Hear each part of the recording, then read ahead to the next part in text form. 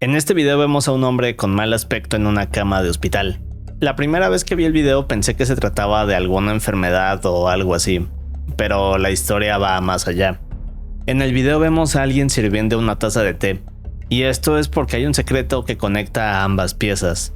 Verán, el hombre al que vemos en la cama se llama Alexander Litvinenko, un exagente ruso. Alexander era un oficial de alto rango en el Servicio Federal de Seguridad de Rusia, pero hizo algo que cambió su vida. Al ser un agente de la FSB sabía cosas, y un día comenzó a revelarlas. Denunció supuestas operaciones secretas del FSB, como crímenes y otras cosas que no debían saberse. Y aquí fue donde todo cambió para él. Ahora, luego de revelar lo que sabía, Alexander comenzó a ser perseguido. Sentía que en todo momento alguien estaba a punto de hacerle algo. Sabía que su vida corría peligro. Debido a esto huyó, y en el año 2000 llegó a refugiarse al Reino Unido. Durante los siguientes 6 años siguió publicando información. Todo apuntaba a personas poderosas del gobierno ruso. Pero luego pasó algo inesperado. El 1 de noviembre del 2006 Alexander se enfermó. Ahora, lo extraño no fue la enfermedad, sino la velocidad. Alexander se puso grave en unas cuantas horas. Fue hospitalizado, pero los doctores no sabían qué le estaba pasando. Durante horas le hicieron análisis, pruebas y todo lo que pudieron, pero no encontraban nada. Alexander siguió un par de horas más así, y en una de las últimas pruebas que le hicieron descubrieron algo. Alexander fue envenenado con polonio 210. Verán, el polonio 210 es un material altamente radioactivo. Ahora, el cianuro es uno de los venenos más tóxicos del mundo, ¿cierto? Bien, pues el polonio 210 es 250 veces más tóxico que el cianuro. Por lo mismo, no es algo que se pueda conseguir en una farmacia o un lugar sencillo. En otras palabras, la única forma de obtenerlo es en una instalación nuclear. Y creo que eso es lo que cambia todo este caso. Es decir, todo apunta a que fue un crimen bien planeado, y no fue por una persona común. Para muchos el caso apunta a que alguien con un gran poder quiso terminar con Alexander. Pero ¿cómo fue que lo lograron? Bueno, supuestamente el día en que Alexander se puso mal, se reunió con 2 exagentes rusos llamados Lugovoy y Koptun. No sé si lo dije bien. Pero bueno, esto fue en el Hotel Millennium de Londres. Durante la reunión bebieron té, así que supuestamente estos 2 agentes pusieron algo en la taza de Alexander sin que se diera cuenta, y momentos después de la reunión comenzó a ponerse mal. Claro que no los han podido culpar, aunque la investigación del Reino Unido mencionó que este ataque fue aprobado por el presidente Putin, pero jamás se hizo algo al respecto. Así que lo que vemos en este video nos deja pensando. Antes de continuar, debo darle las gracias a Banco Plata. Y ya que los menciono, aprovecho para decirles que acaban de lanzar su nueva tarjeta de débito, pero con algunas características importantes. Por ejemplo, la primera opción es 10% de rendimiento anual en ahorro flexible, o sea que tu dinero crece a diario y puedes retirarlo cuando quieras. U 11% en ahorro fijo, es decir que tu dinero crece un poco más al terminar el plazo que elijas. Y además te dan hasta un 15% de cashback. Ahora, la solicitud es muy fácil. Todo es en línea y tardas menos de 5 minutos. Si les interesa, solicítenla desde el link en la descripción o con este código QR. En este video vemos a 2 boxeadores en una pelea. Más adelante uno golpea al otro y lo noquea. Pero lo que pasa después para mí es uno de los momentos, o quizás el momento más oscuro del box. Tanto así que luego de esta pelea el boxeo cambió para siempre. Verán, en 1982 2 peleadores competían por el campeonato mundial de peso ligero. Eran Ray Mancini y Kim Duk-Koo, ambos con récords impresionantes. Kim contaba con 17 victorias, 1 derrota y un empate, mientras que Ray tenía 24 victorias y solo 1 derrota. Así que esta pelea definiría quién era el mejor. Solo que pasó algo que nadie vio venir. Ahora, Kim estaba dispuesto a convertirse en el campeón absoluto. Se lo había tomado en serio y quería terminar con los debates de quién era el mejor. Así que el 12 de noviembre, un día antes del combate, Kim dijo que o moría su oponente o lo hacía él. Esa noche también escribió algo en su lámpara, una frase que decía matar o morir. Algo muy peculiar para un boxeador, pero al día siguiente ocurrió algo. En esta fecha el combate fue brutal. Los 2 boxeadores comenzaron parejos. Los rounds pasaban y Ray incluso llegó a pensar en rendirse. Pero conforme todo avanzó, Ray empezó a dominar la pelea. Ahora en los últimos rounds logró conectar más golpes que Kim, hasta que en el 14 Ray noqueó a Kim a los 19 segundos de haber iniciado. Kim cayó al suelo, intentó levantarse pero colapsó frente a todos. Segundos después el combate terminó. solo que Kim entró en coma. Los médicos lo intentaron salvar. Por 5 días lo mantuvieron estable, pero desgraciadamente falleció. Y creo que esto es lo más perturbador del caso, porque si volvemos al día anterior, a aquella frase que Kim escribió en la lámpara, todo terminó tal y como él lo dijo, solo que fue del lado equivocado.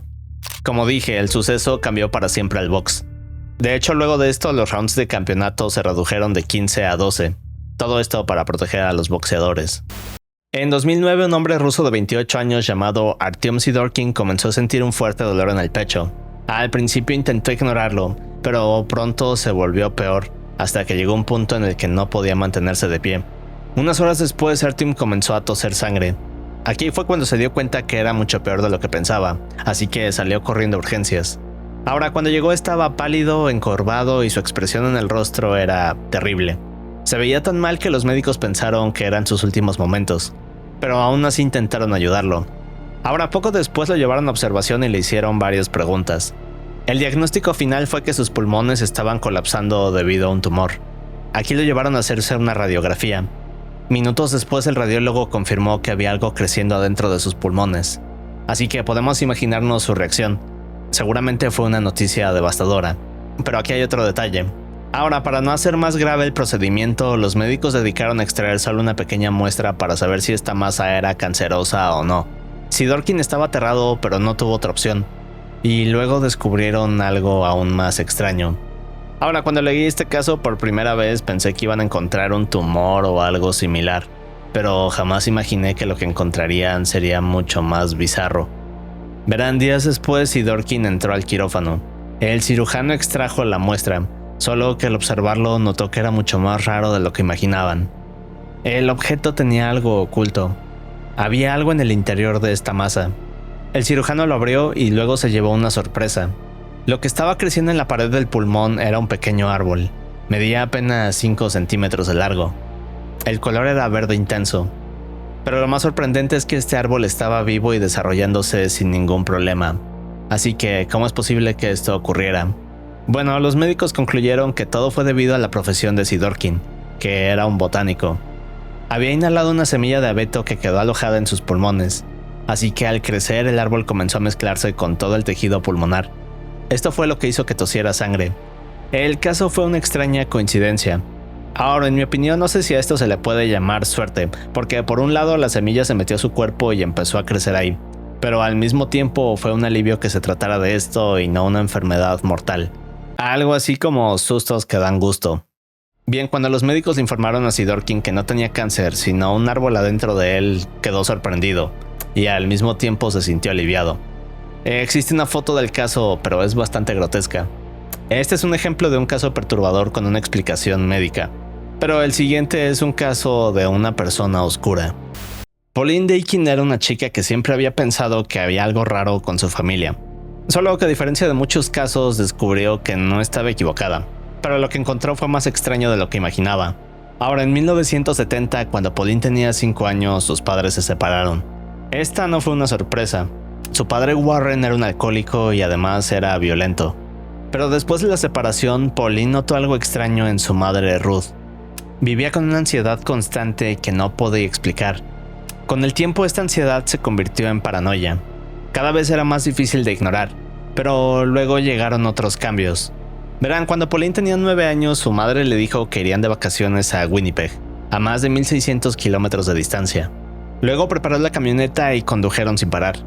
Solo que al llegar, Ruth les dijo a Pauline y su hermano que jamás volverían a Vancouver.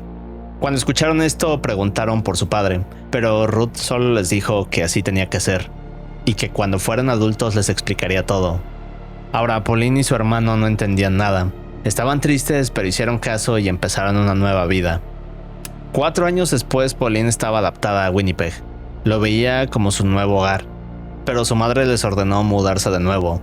Esta vez se fueron a New Brunswick, al extremo este de Canadá. Pero además, Ruth les hizo jurar que no le dirían a nadie. La familia permaneció en Brunswick varios años, pero la ansiedad y paranoia de Ruth solo empeoraban. Y en 1988 algo cambió. Pauline, que ahora tenía 23 años y vivía con su novio, ya trabajaba como reportera en un periódico local. Pero un día su madre la llamó. Le dijo que debían verse en un motel. que por fin le revelaría todo. Era algo que Pauline llevaba esperando años. Más tarde, Pauline encontró a su madre afuera del motel. Estaba caminando nerviosa. Se acercó a saludarla, pero antes de poder hablar, su madre le puso el dedo en los labios y solo le hizo una seña. Luego le pasó un sobre a sus manos. Este decía: no digas nada. También decía que sus joyas estaban intervenidas y que le explicaría adentro. Pauline se quedó en silencio y ambas entraron a la habitación. Lo primero que Pauline vio aquí fue a Stan Sears, el reverendo de su iglesia en Vancouver.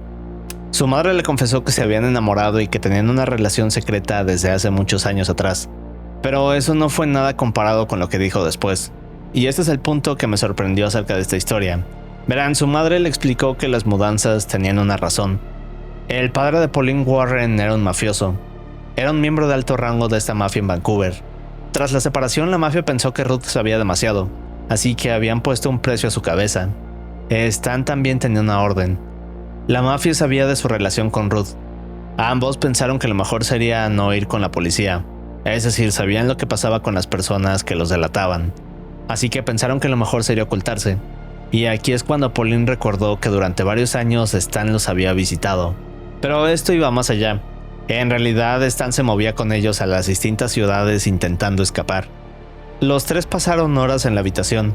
Pauline hizo todo tipo de preguntas. Descubrió que cada vez que llegaban de la escuela y encontraba a su madre vaciando el refrigerador o haciendo otro tipo de cosas extrañas sin explicación, era porque habían intentado envenenarlas.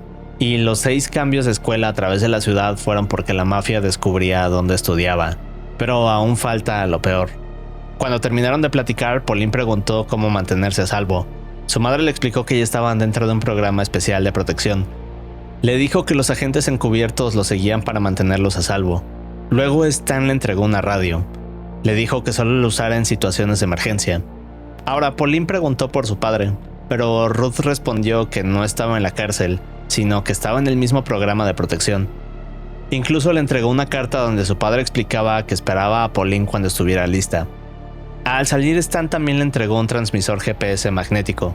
Le dijo que lo pusiera debajo del auto para que los agentes pudieran localizarla. Toda esta nueva información y objetos hizo que Pauline llegara a casa ansiosa. En cuestión de días, su paranoia aumentó. Dejó a su novio, renunció a su trabajo y se cambió de departamento. Solo podemos ponernos en su lugar, es decir, ella esperaba que en cualquier momento alguien entrara por ella. Luego de varias semanas así, llamó a su madre para decirle que quería entrar al mismo programa de protección que ella, pero su madre le dijo que el proceso era complejo y que además un agente debía contactarla cuando fuera el momento indicado. Y así pasaron 5 años. Durante este tiempo, Pauline se enamoró de un hombre llamado Kevin, quien se convirtió en su esposo. Pero aquí pasa algo interesante. Verán, cuando Pauline comenzó a contarle acerca de todo, empezó a dudar de sí misma. Es decir, ahora que lo decía en voz alta sonaba ridículo, y pensaba que tal vez la historia de la mafia no era real. Días después de esta conversación, Pauline llamó a su madre. Le gritó histérica diciéndole que alguien había entrado a su departamento. Pauline decía que era la mafia. Ahora, su madre le ordenó no llamar a la policía. Le dijo que ella arreglaría todo. Así que unos minutos después le devolvió la llamada. En esta, Ruth le dijo que habían hablado con Stan y que los agentes que vigilaban la casa de Pauline habían confirmado que efectivamente 2 hombres de la mafia entraron a su casa, pero que ya habían sido detenidos. Fue un gran alivio para Pauline, pero no por haberse salvado de la mafia, sino porque en realidad era una trampa. Y para mí esta es la parte más satisfactoria del caso, por así decirlo. Verán, Pauline llevaba años sospechando que algo no encajaba, pero necesitaba estar segura, y cuando probó a su madre descubrió la verdad. Verán, Pauline le dijo a su madre que había inventado todo, que nadie había entrado a su departamento y que solo estaba esperando a descubrir la verdad. Gracias a esto entendió todo. Jamás hubo ninguna mafia. Su padre tampoco era un mafioso. Todo era una mentira. Pero entonces, ¿qué pasó? Resulta que Stan padecía de síndrome delirante, es decir que aunque parecía una persona normal, en realidad vivía alucinaciones que eran reales, o al menos para él. Pero había una en particular que se repetía, y era que la mafia lo perseguía.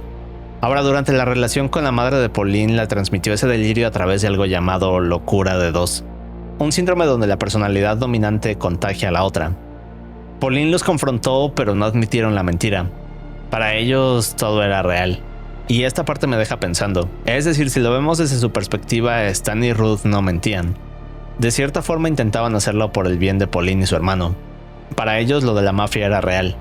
De hecho, durante el resto de sus vidas continuaron asegurando que la mafia los perseguía, y su mayor preocupación al final fue que Pauline abandonó el supuesto programa de protección. Nunca cambiaron ni fallecieron creyendo esta versión. Pauline terminó escribiendo un libro y contando esta experiencia. Es una historia bastante curiosa. La fecha es noviembre del 2004. Peter Porco era un hombre de 52 años que vivía en Delmar, Nueva York. Era secretario de un tribunal de apelaciones. Vivía en una casa de 2 pisos junto con su esposa Joanne de 54. Jonathan era su hijo mayor de 23 años y Christopher el menor de 21 que estudiaba en la Universidad de Rochester. Eran una familia normal, pero el 15 de noviembre todo cambió. Verán, ese día Peter se despertó y comenzó su rutina de siempre. Poco después llegó la hora de ir al tribunal, solo que Peter no llegaba. Ahora era conocido por ser muy puntual y responsable, así que cuando no apareció esa mañana sus compañeros se preocuparon. Lo llamaron pero no contestó. Horas después enviaron a un oficial para revisar que estuviera bien. Cuando el oficial llegó a la casa vio algo extraño. Los autos estaban en la entrada. La puerta principal estaba cerrada. El oficial tocó la puerta pero nadie respondía. Luego probó la manija y se dio cuenta de que la puerta estaba abierta. Cuando le empujó y dio el primer paso hacia adentro del hogar notó que algo le impedía caminar. Y cuando miró hacia abajo lo entendió todo. Peter Porco estaba en el suelo sin vida. Tenía una gran marca en la cabeza. El oficial pidió refuerzos y poco después, mientras investigaban la casa, descubrieron que Joanne estaba en el segundo piso. Estaba en su cama. Tenía varias marcas en la cabeza. Todo indicaba que se trataba de un ataque brutal. Sorprendentemente, Joanne aún respiraba, así que fue trasladada al hospital. Su cirugía logró salvarle la vida, pero tuvo que ser puesta en un coma inducido. Luego de esto, la policía comenzó a trabajar en la escena del crimen, pero descubrieron otros detalles interesantes. Por ejemplo, el sistema de alarma fue destruido. La línea telefónica había sido cortada. La malla de una ventana estaba rasgada. Aquí descubrieron que esta había sido la entrada del agresor. Luego de analizar esto, se dieron cuenta de algo más extraño. Nada había sido robado. La cartera de Peter tenía dinero y aún estaba en casa. Las joyas costosas de Joanne estaban intactas. Pero cuando revisaron las demás habitaciones encontraron algo. Un hacha de bombero que pertenecía a los Porco. Estaba oculta en un closet. Estaba claro que este había sido el objeto del ataque. Poco después de esto, los hijos de Joanne y Peter se enteraron del ataque gracias a las noticias. Hi, my name is Chris Porco. I was just called by the Times-Union saying that my parents were found dead this afternoon. I was wondering if you had any information. Hey, Chris, whereabouts are you? I'm at school in Rochester, New York. Okay, and are you in a dorm there? Yes, I am. Okay. You're going to go right to Albany Med? I don't know. I don't even know where my mom is, but... Yeah, she is at Albany Med. Okay. Do you know her condition? No, because I haven't talked to her. Let me give you my pager number. Okay. Ahora, al enterarse, Chris llamó a la policía para saber qué había ocurrido con sus padres. Pero hay un detalle, y debemos ir atrás. Verán, en realidad a Chris le estaba yendo fatal en la universidad. Durante meses había estado reprobando prácticamente todo. Pero lo peor es que durante este tiempo había sacado préstamos enormes a nombre de su padre, falsificando su firma y otros documentos. Your parents were upset. Without a doubt, they were very upset. Your father says things were spinning out of control for you. Mm-hmm. And if he ever forged his name to another credit document, he was going to turn you into a place for forgery. Así que cuando Peter se enteró de esto, él y Joanne le escribieron un correo a su hijo. Peter estaba furioso, pero aún así le escribió a Chris que lo ayudarían porque lo amaban. El problema fue la respuesta de Chris, porque luego de leer el correo salió del campus y condujo a su casa a mitad de la noche. Cuando llegó se metió con cuidado por la ventana y atacó a sus padres mientras dormían. Pero más allá del ataque, creo que lo perturbador es lo que pasa después. Y como siempre decimos aquí, la realidad supera la ficción. Verán, Peter recibió 16 golpes en la cabeza hasta que quedó inconsciente. Pero horas después, a la mañana del día siguiente, se levantó e hizo su rutina matutina. El análisis forense reveló que Peter se levantó para ir al baño. Luego se bajó a escribir un cheque para Chris. Y hasta intentó preparar su almuerzo. Todo esto en una especie de piloto automático. Cuando terminó se preparó para irse a trabajar. Y justo cuando estaba en la entrada de su casa cayó y falleció. Debido al daño en su cerebro, fue incapaz de procesar lo que había ocurrido. Tampoco se dio cuenta de su estado grave. Para él todo se trataba de su rutina matutina, y este detalle es lo más difícil de procesar. Es decir, Peter estaba escribiendo un cheque para Chris esa mañana. Ayudarlo era una de sus mayores preocupaciones, incluso cuando horas antes su propio hijo intentaba acabar con él. Pero no termina aquí. Verán, Joan pudo sobrevivir. Cuando salió del coma dijo no recordar el ataque, aunque en un momento del hospital había señalado a Chris como el agresor. Poco después juntó $250,000 para pagar la fianza de su hijo, lo dejó vivir con ella durante todo el juicio, e incluso entraron juntos al juzgado tomados de la mano en cada audiencia. Chris fue declarado culpable y sentenciado a 50 años de prisión sin posibilidad de libertad condicional. Se dice que Joan todavía le habla por teléfono y lo visita regularmente en prisión. Es un caso verdaderamente extraño.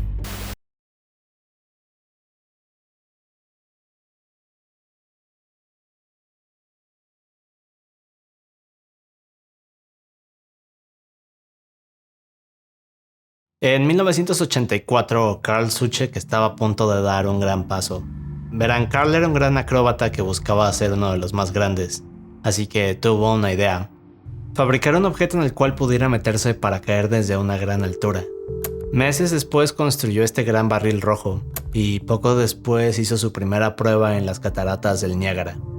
El barril rojo cayó a gran altura y Carl salió ileso. A pesar de que fue multado, Carl logró ganar más fama y dinero. Y esto nos lleva a 1985. El 19 de enero, Carl convenció a una compañía de financiar un truco. Esta vez el barril sería arrojado desde el techo a unos 55 metros de altura, sobre un tanque de agua a unos 4 metros de diámetro. El truco era tan peligroso que incluso Evel Knievel, otro acróbata que hacía el mismo tipo de hazañas, le advirtió a Carl que no lo hiciera. Pero aún así, Carl no escuchó y siguió adelante.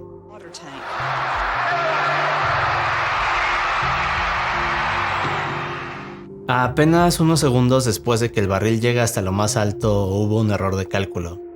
Ahora, cuando el barril subió, comenzó a dar vueltas sobre los cables donde estaba enganchado. La idea era que quien controlara el dispositivo debía esperar a que el barril dejara de girar y luego soltarlo. Pero en vez de eso, el barril fue liberado apenas unos segundos luego de llegar hasta lo más alto. Mientras caía, giró fuera de control y golpeó el borde del tanque. El impacto fue brutal, y una hora después, Carl falleció. Lo más triste es que nadie en el estadio se dio cuenta de la gravedad de lo que había ocurrido. Entrevistaron a personas después del evento, y todos pensaban que aún estaba vivo. ¿Conocen los Pocky? ¿Esos palitos de galleta cubiertos con chocolate? Bueno, son hechos por Glico, una de las compañías de alimentos más grandes de Japón. Pero detrás de este dulce inocente hay una historia oscura. Verán, en 1984 alguien secuestró al presidente de Glico. La noche del 18 de marzo de 1984, varios hombres enmascarados entraron a la casa de Katsuhisa Saki en Osaka. Lo sacaron de la bañera, ataron a toda su familia y luego se lo llevaron a un almacén. Ahí lo amarraron en un poste. Poco después, un ejecutivo de Glico recibió una llamada dirigiéndolo a una cabina telefónica, donde había una nota de rescate: 1,000 millones de yenes a cambio de tener a su presidente de vuelta. La policía comenzó una investigación, pero días después Sasaki logró escapar, y aquí es cuando todo se vuelve extraño. Ahora, la policía no logró descubrir quién estaba detrás del secuestro. Entonces comenzaron a recibir cartas de alguien que se hacía llamar el monstruo con 21 caras. La primera carta se burlaba de la policía. Los llamaba inútiles, los acusaba de robar impuestos, les daba pistas sobre cómo resolver el crimen. Por ejemplo, les dieron el color del auto en el que secuestraron a Saki, y además dejaron otros detalles que solo los secuestradores podrían saber. Pero esto fue solo el comienzo. Verán, el monstruo con 21 caras comenzó a enviar cartas a la prensa, noticieros y otras compañías de alimentos. También provocaron incendios en instalaciones de Glico. Amenazaron a otras empresas y luego enviaron una carta a Morinaga, otra compañía de dulces. La carta confesaba que habían colocado 20 cajas de dulces con cianuro en estantes de tiendas a lo largo de todo Japón. La policía pudo encontrarlas todas, pero aquí está lo extraño. Las cajas tenían estas etiquetas grandes que decían contener cianuro y que no debían ser consumidos. así que quizás el monstruo de 21 caras no quería hacerle daño a nadie. Pero aún así había pánico en Japón. Ahora, la única pista al día de hoy son grabaciones de un hombre en Osaka colocando dulces con cianuro en los estantes. Pero este hombre jamás ha sido identificado, además de que solo podría ser uno de varios culpables. La campaña de acoso continuó hasta 1985. Había cartas extrañas y amenazantes a departamentos de policía, compañías de alimentos y medios de comunicación. Pero luego ocurrió algo peor. El jefe de policía Shoshi Yamamoto fue relevado de su posición debido a que no pudo resolver el caso, y horas después se quitó la vida. Dicen que fue por la vergüenza de no haber podido capturar al grupo. 5 días después, el monstruo con 21 caras regresó y envió su última carta. En ella se burlaba de la muerte de Shoji. También decían que habían terminado de acosar a compañías de alimentos, y finalmente se despidieron diciendo que dejarían de jugar con la policía. Desde entonces nadie sabe quién era el monstruo con 21 caras. En los años 60, Estados Unidos y la Unión Soviética competían por dominar el espacio. Querían ser el primer país en enviar un hombre fuera de la Tierra y ser los primeros en llegar a la Luna. Ahora, en 1961, la Unión Soviética logró ser el primer país en enviar a un hombre al espacio, un hombre llamado Yuri. Debido a esto, Estados Unidos decidió presionar y esforzarse más. Con esto nació el programa Apolo. Fue uno de los proyectos más costosos de la historia. Ahora, el programa Apolo fue una serie de misiones que se hicieron en los siguientes años. En él participaron más de 400,000 personas y docenas de astronautas. La gran mayoría de estas misiones resultaron bien, pero pocos conocen lo que ocurrió en la primera misión. Ahora, Apolo 1 se lanzaría en febrero de 1967. Sería la primera misión en poner al hombre en la Luna. En la tripulación había 3 miembros: el comandante Gus Grimson, Edward White y Roger Chaffee.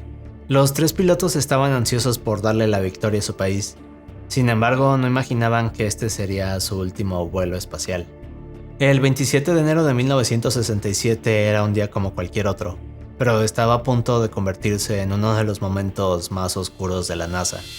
Durante esta prueba, Gus, Edward y Roger entraron al módulo de comando, una sección donde los astronautas se sientan durante el vuelo y que contiene una gran cantidad de oxígeno.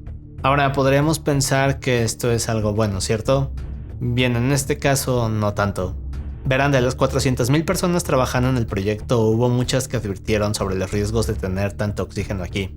Pero las personas a cargo del proyecto decidieron que esta era la mejor opción. El problema es que nadie se aseguró de revisar bien el módulo. Un error muy grave, porque de haberlo hecho se hubieran dado cuenta que había cables defectuosos. Durante la prueba hubo un cortocircuito que causó una chispa. Así que, combinando esto con la gran cantidad de oxígeno en el interior, ocasionó un incendio terrible.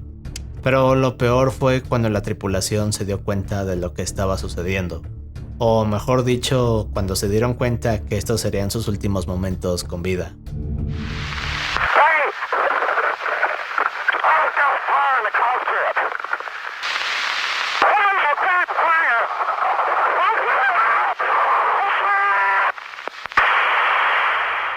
Verán, debido a la cantidad de oxígeno dentro del módulo, en el interior se acumulaba una gran cantidad de presión. Como mecanismo de seguridad, el módulo tenía una puerta que únicamente se podría abrir desde adentro. Esto para evitar accidentes. Así que era imposible intentar forzar la puerta a abrirse desde afuera. Lo que parecía ser un mecanismo de seguridad en realidad terminó convirtiéndose en un gran error. El personal intentó hacer todo lo posible por sacar a los astronautas. A pesar de todos los esfuerzos, nadie pudo escapar. Luego del suceso, los investigadores estimaron que la temperatura al momento del accidente fue de 1400 grados Celsius. No hubo ninguna posibilidad de sobrevivir a esto, pero lo más aterrador del caso es la foto final. Aquí podemos ver los trajes carbonizados. Lo peor de todo es que esta fue una falla que era fácilmente previsible. Y la razón principal de haber omitido esto fue por la presión de ganarle a la Unión Soviética. Después del fallo, la NASA tuvo que enfrentarse a la presión. El programa Apolo se detuvo casi 20 meses. La nave espacial tuvo que ser rediseñada. Ahora, mucha gente dice que Gus, Edward y Roger perdieron sus vidas por el bien del país. Pero realmente esto no fue un accidente, sino una consecuencia del ego detrás de todo el proyecto. En julio de 1974, una niña de 12 años caminaba por las dunas Royce Point en Princetown, Massachusetts.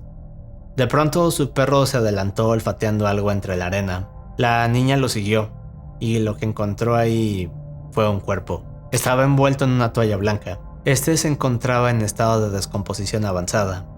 También mostraba señales de violencia extrema.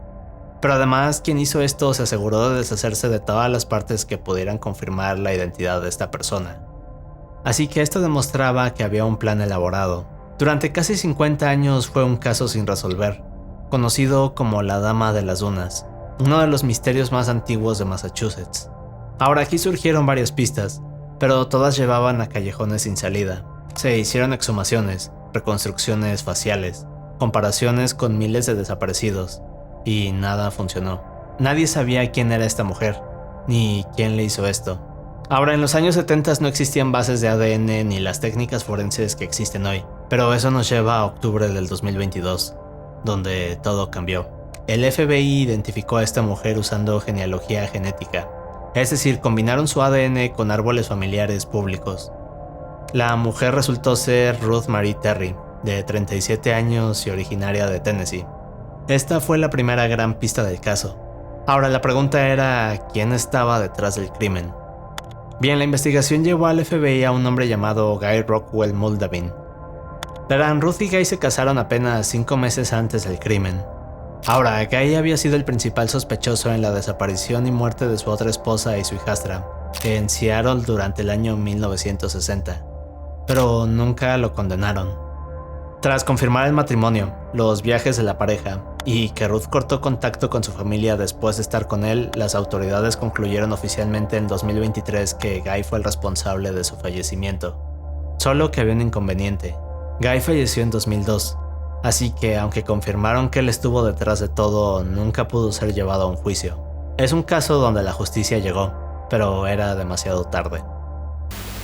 El 28 de febrero de 1989 en Miyakojima, un pueblo de Japón, una maestra de primaria de 23 años regresa a su apartamento en un edificio de docentes después de un gran día de trabajo. La chica va al baño, de esos baños japoneses tradicionales que están al ras del suelo. Pero entonces nota algo. Debajo del baño, apenas visible a través del hueco, había un zapato negro. Así que cuando la chica ve esto, avisa a la policía. Y más tarde, cuando los rescatistas inspeccionan el sistema séptico bajo el baño, encuentran algo. Un cuerpo atorado en el acueducto. Era Naoyuki Kano, un chico de 26 años. Era empleado de mantenimiento de la central nuclear local y miembro del grupo juvenil del pueblo. Pero aquí viene lo raro. Verán, Naoyuki llevaba desaparecido desde el 24 de febrero. Su coche había sido encontrado abandonado cerca de una granja. Los investigadores estiman que falleció el 26 de febrero, pero lo más extraño de todo era la posición de su cuerpo. Ahora, la cámara séptica medía unos 107 centímetros de alto. Naoyuki medía 120. Cuando lo encontraron, estaba colocado de forma horizontal. La posición de su cuerpo era antinatural. Para muchos era difícil creer que Naoyuki se hubiera colocado así por cuenta propia, pero luego descubrieron que Naoyuki no tenía señales de violencia. Así que la policía concluyó que falleció por hipotermia. Ahora, la teoría es que Naoyuki había entrado al sistema de tuberías para poder espiar mujeres en el baño, pero se quedó atascado y no pudo salir. Solo que muchos en el pueblo nunca creyeron esa versión. Es decir, las dimensiones del tanque y la posición del cuerpo hacían muy difícil de creerla. Además de esto, uno de los zapatos de Naoyuki se encontró fuera del sistema de tuberías, en una zanja a varios metros del edificio, lo que para muchos significa que lo que le pasó a Naoyuki fue fuera de las instalaciones. Pero hay algo más raro. Se dice que Naoyuki conocía a la maestra que lo encontró. Fue a través de su novio. Se dice que Naoyuki incluso la había ayudado con llamadas de acoso telefónico. Y esto nos lleva a la siguiente teoría, que quizás alguien que quería vengarse de él lo obligó a entrar aquí, o que lo atacó antes, y luego lo colocó aquí para simular un accidente. En 2004 el caso se cerró. Oficialmente no se considera un asesinato, pero para muchos sigue siendo un misterio sin resolver. El 26 de junio de 1995, la Policía Estatal de Virginia llega a investigar un accidente automovilístico. Frente a ellos hay una furgoneta que se salió de la carretera. Al interior hay 2 pasajeros sin vida. Ahora el conductor fue identificado. Era Michael Lee Hager, de 21 años, estudiante de la Universidad de Carolina del Sur. De acuerdo con el reporte, Michael se quedó dormido mientras conducía en un viaje de regreso. El problema es que el segundo chico no fue tan fácil de identificar. El accidente fue tan terrible que quedó irreconocible. Las únicas pistas estaban en el sitio del accidente. El chico tenía entre 16 y 21 años. Cabello largo, castaño claro. Un tatuaje casero de una estrella de 5 puntas en el brazo izquierdo. Llevaba unos jeans y una camiseta de Grateful Dead. Y en su ropa encontraron algo más. Una nota. Esta decía: para Jason, siento que tuviéramos que irnos. Nos vemos. Caroline O y Caroline T. Ahora, la nota venía con 2 boletos de conciertos de Grateful Dead. Estaban fechados entre el 24 de junio de 1994 y el 25 de junio de 1995. Junto a la nota había un número de teléfono, pero a pesar de todo esto, la policía no pudo resolver el caso. Con el tiempo la gente empezó a llamarlo Grateful Doe. Verán, en Estados Unidos, cuando una persona no puede ser identificada, se le da el nombre genérico de John Doe. En este caso, el chico llevaba puesta una playera de la banda que mencionamos, Grateful Dead, y fue así como se ganó este apodo. Ahora, durante años, el chico continuó sin ser identificado. Nadie sabía quién era. La familia del conductor no tenía idea de quién era esta persona.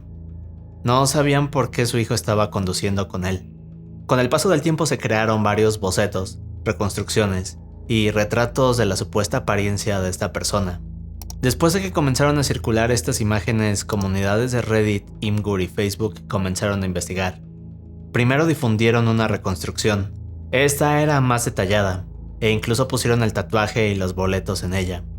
Ahora, gracias a la circulación masiva de esta imagen, una persona que conocía a alguien llamado Jason Callahan reconoció el parecido, así que contactó a estas comunidades.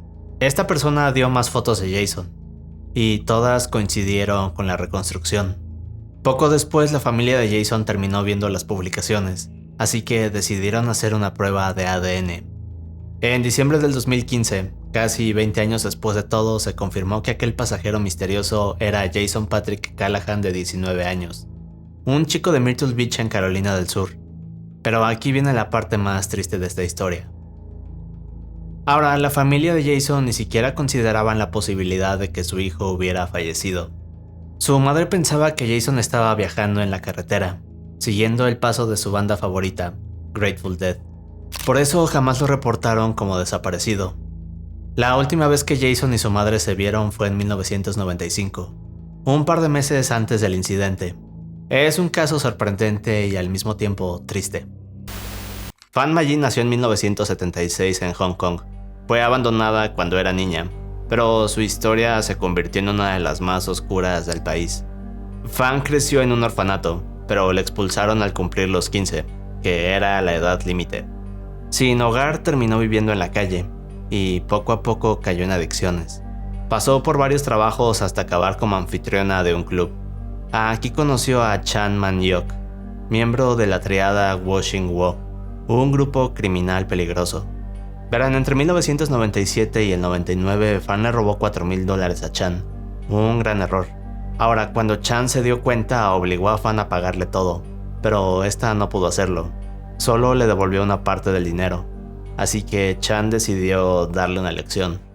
En marzo de 1999, Chan junto con 2 hombres y una chica de 14 años se llevaron a Fan para encerrarla en un departamento. Chan le dijo que la mantendría cautiva hasta que pagara la deuda, pero eso solo era una excusa.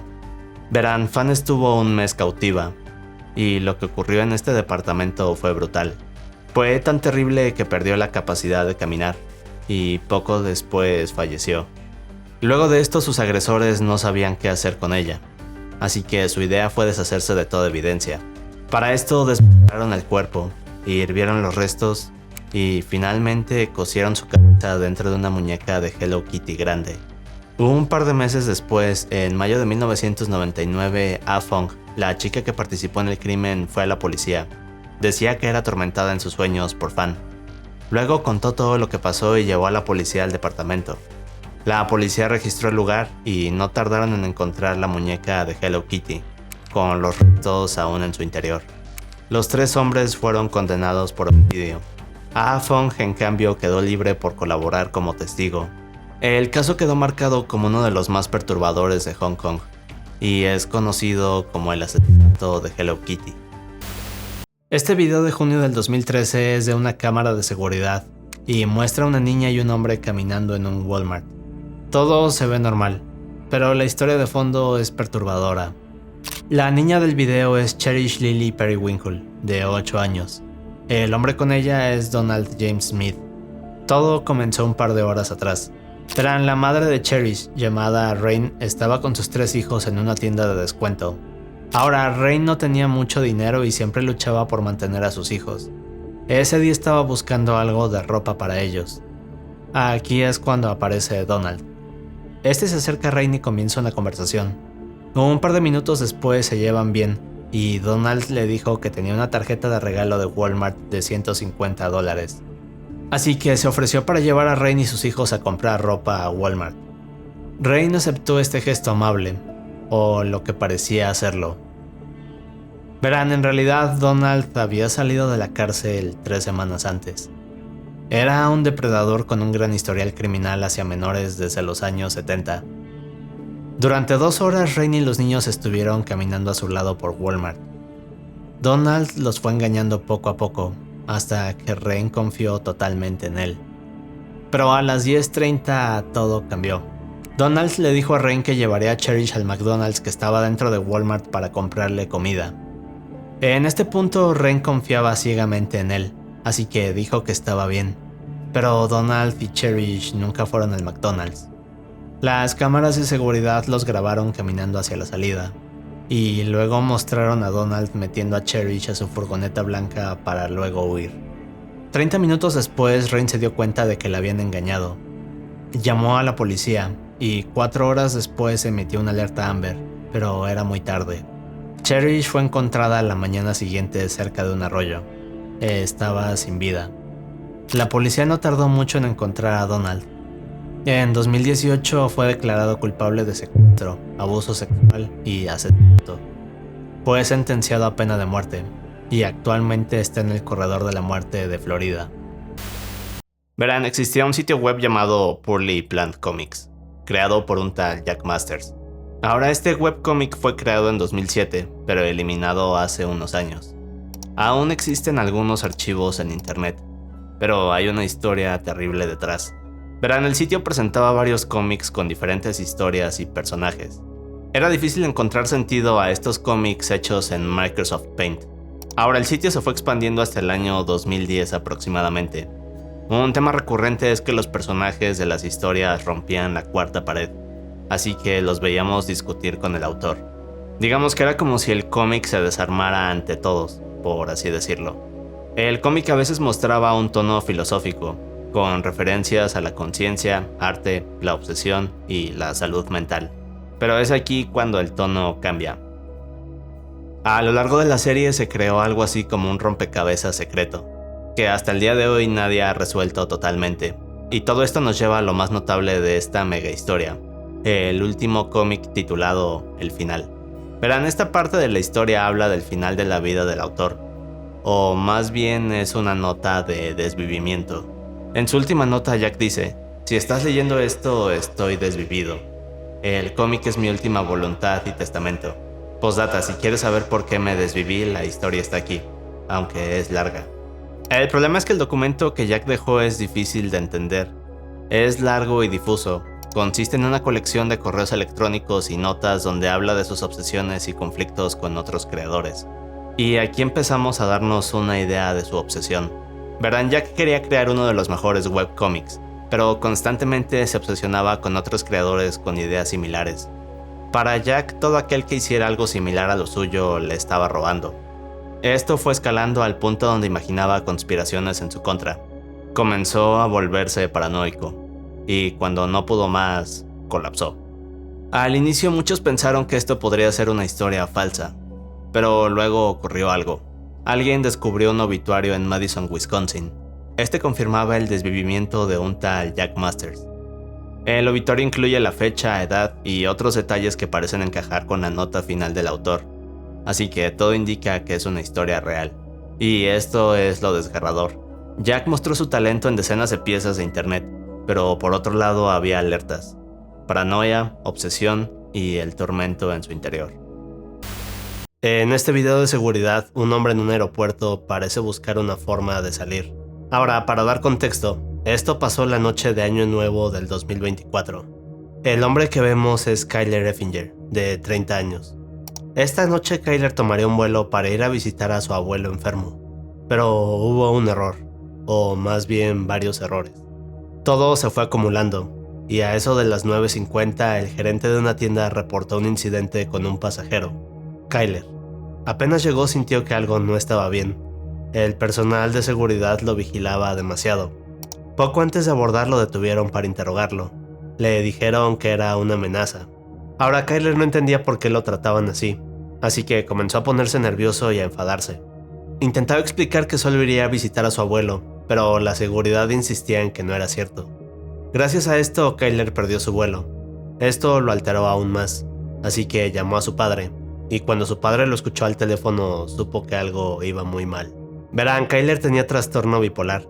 Llevaba una década lidiando con esto. La familia sabía reconocer las crisis de Kyler. Se ponía irritable, nervioso y acelerado. Así que cuando su padre lo escuchó al teléfono, supo que Kyler estaba entrando en una de estas crisis. Pero luego vino lo más inquietante. Las cámaras del lugar mostraron a Kyler intentando abrir puertas y ventanas. Luego lo vemos bajar por unas escaleras, hasta que finalmente encuentra una salida. Ahora la seguridad lo estaba persiguiendo, pero cuando cruzaron la puerta de salida que Kyler había usado, ya no estaba. Solo encontraron su ropa y zapatos. Poco después, a eso de las 10:10, un piloto avisó que había visto a alguien cerca de una plataforma. Aquí es cuando comienzan a revisar las cámaras de seguridad y descubren algo. Un video donde se ve a Kyler corriendo por la pista, directo hacia un avión en movimiento. Esto es lo último que alguien vio de él. Poco después revisaron el avión, pero era tarde. Kyler se había metido al motor del avión y jamás tuvo oportunidad de sobrevivir.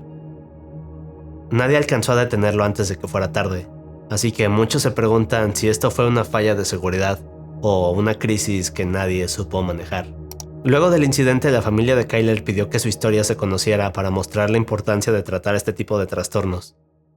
De nuevo, gracias a Banco Plata. Si quieren su tarjeta de débito, solicítenla desde el link en la descripción o con este código QR. Ahora la policía... Luego de esto